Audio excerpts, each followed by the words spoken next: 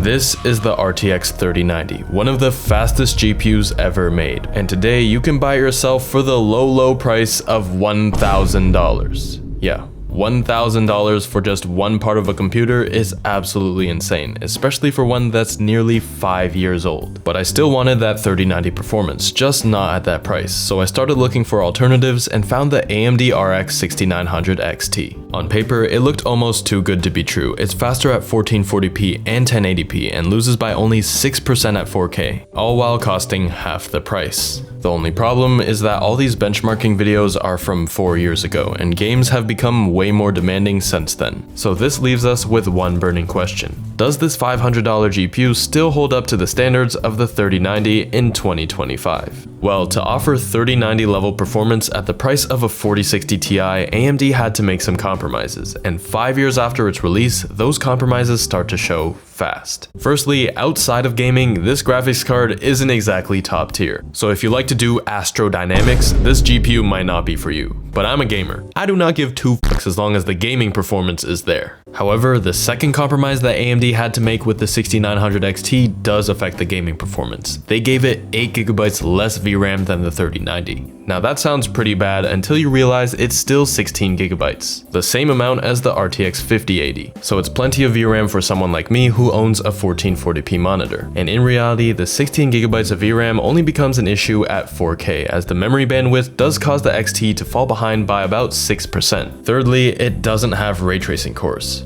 Oh, you don't care about ray tracing? Me neither. But strangely, the 6900 XT can still do ray tracing, just not as good as the 3090 obviously, but about as fast as the RTX 2080 Ti, which was the previous generation's fastest GPU. But the last compromise, and probably the weakest part of the 6900 XT, is the very little core count. It has less than half the cores of the 3090. This actually puts it behind the 3070, which is 4 tiers below the 3090. But with all those downsides, the RX 6900 XT still has some serious advantages that help it compete with the 3090. The first and biggest advantage is its higher clock speeds that directly translate into gaming performance, which makes it slightly better for 1440p. And with AMD's much lower thermal design power, or TDP, it makes it a much more efficient GPU, and it saves you money because you can get away with a much cheaper 850 watt power supply like the one I have here. Despite its flaws, the 6900 XT still matches the 3090 in raw performance, and at half the price. So let's see how it actually holds up in real-world 1440p gaming. We'll start with Cyberpunk 2077 and its newest DLC. On the high preset with crowd density increased to high, we're getting almost 100 frames per second with a 0.1% low of 70.3. So even at its absolute lowest points, we're still shooting well above that 60 FPS mark, making my gaming experience with this card absolutely flawless. But it goes without saying that ultra settings are rarely ever worth using in any game, because the biggest difference you'll notice between high and ultra is the decrease in FPS. That brings us to the Unreal Engine 5 games, which according to a lot of people is single-handedly killing modern PC gaming, so I was not excited to get into this.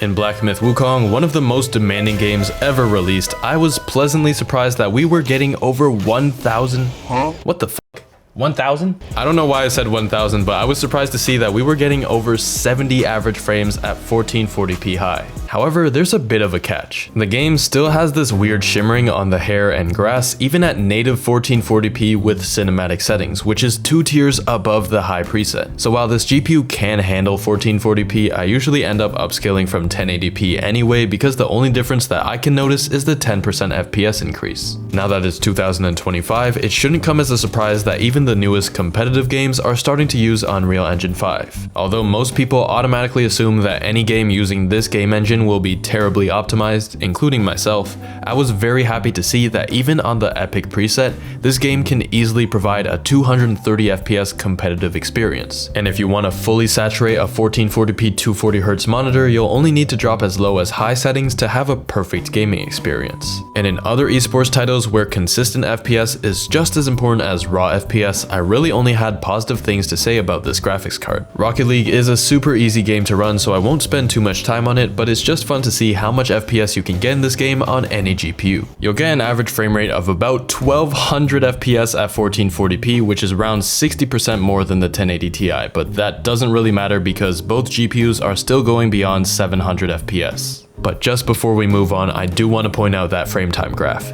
damn, that shit is smooth. Fortnite, on the other hand, is a very CPU intensive game, but for the sake of showing that it can run very well on AMD, I decided to test it anyways. The 1% and 0.1% lows are always going to look worse relative to any other game because that's just how the game is, but nonetheless, very playable results. And one last game before we dive into the ray tracing tests, I wanted to quickly check out Rise of the Tomb Raider. Why a 10-year-old game, you might be asking? Well, after seeing the ARC B580's stuttery frame graphs in older titles like this because of the bad drivers, I wanted to see if the 6900 XT could handle it smoothly. Obviously, it has absolutely no problems with this game at maximum settings. It's been almost a decade since AMD has had driver issues. So it looks like the RX 6900 XT is both really good at 1440p raster performance and provides the stable FPS needed for competitive games. But there's one thing that I've been avoiding for the entire video, the ray tracing performance. One of the many reasons why Nvidia's RTX 3090 is so much more expensive than the 6900 XT is its ray tracing capabilities, so I thought it would be important to test how well the ray tracing handles on the AMD GPU. To begin testing the RT on this graphics card, I wanted to start with a lighter implementation of ray tracing in Shadow of the Tomb Raider. You might assume that AMD has always sucked with ray tracing, but with the RDNA 2 ray accelerators, combined with this game only having ray trace shadows, RT doesn't drop our frames that badly, but when it does affect your frames, you can feel it. And remember, the left side has everything cranked up to its maximum setting except for the shadows. So you could probably guess which settings I would rather play on. And as we turn on more and more ray tracing effects in newer games, things just keep getting worse.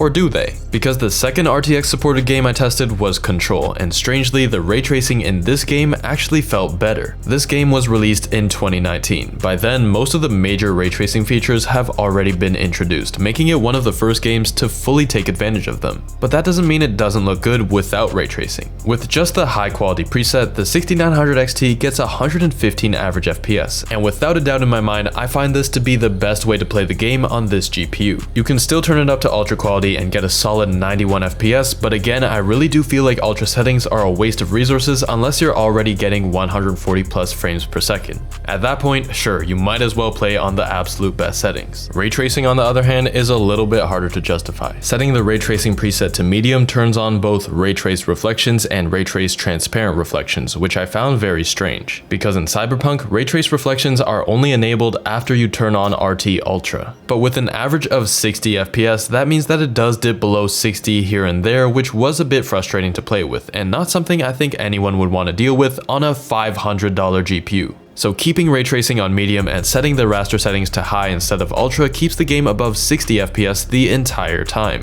As for turning up the ray tracing to high, the GPU will start to struggle. However, dropping your resolution to 1080p makes RT high more than playable, so that is an option. RT Ultra has the same 5 features, but triples the RT sample size, which makes the game even more frustrating to play. 4 years later, CD Projekt Red released path tracing for Cyberpunk 2077, and this is where ray tracing reaches its peak. But again, for a GPU that doesn't have dedicated RT cores like Nvidia's RTX line of cards, it does surprisingly really well, as long as you use FSR quality. And don't go above RT Medium. But what if you do want to go above RT Medium? Well, on RT Ultra, with every ray tracing feature enabled, you're forced to use FSR performance. At this point, we're creating 3 times more fake pixels than we are rendering real ones. And in my opinion, it's not worth doing this because the reflections you see are extremely pixelated, and FSR isn't edging like it used to. And trust me, I know a lot about edging.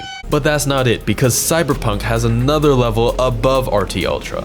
RT Overdrive, which enables path tracing. And to run path tracing, you need FSR Ultra Performance. Yeah, it's safe to say that ray tracing is definitely one of the RX 6900 XT's few weaknesses. So does the 6900 XT still hold up to the RTX 3090 in 2025? If you're gaming at 1440p and want near top tier performance without paying top tier prices, this might be the best value GPU you can buy right now, if this $170 GPU didn't exist. And if you want to see how it gets more than half the performance of the 6900 XT while costing less than half the price, watch this video next.